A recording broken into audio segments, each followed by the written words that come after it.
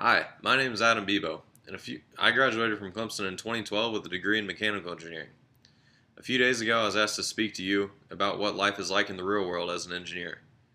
Currently, I work at GE as a manufacturing engineer. Here at GE in Greenville, South Carolina, we manufacture gas turbines for natural gas-fired power plants.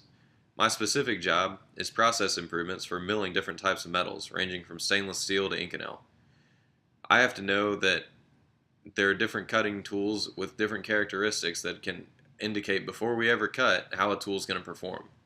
For example, transverse rupture strength is a key indicator of how long a tool is going to last with different materials.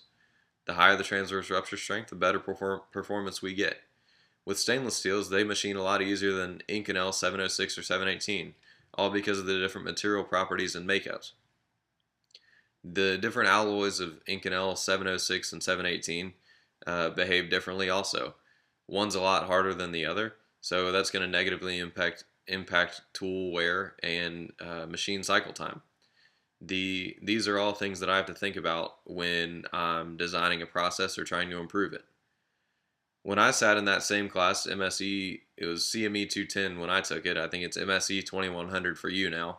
I wondered how some of the things that I was learning were going to be relevant, either to life in future mechanical engineering classes or when I started working professionally. For starters, a lot of the things that you'll learn will reappear in ME 312, which is the manufacturing process basics. Grain structures and grain boundaries will play a key factor there in material failure. You'll also see phase diagrams that relate to martensite and austenite, and all that will resurface. However, since I've graduated, I haven't seen many of those. But the big key with all that is that there is a whole section on the FE exam that relates to material properties. There's a lot of engineering majors that don't ever take a materials class, so they'll never see that, and you have a leg up on them there. The other thing about the FE exam is it's essential if you want to take your PE or get your professional engineering license. This, for me, in my particular job, having a PE is not necessary. But if you want to do any kind of design work, then taking the PE is necessary, and that's the way that you really become successful as a design engineer.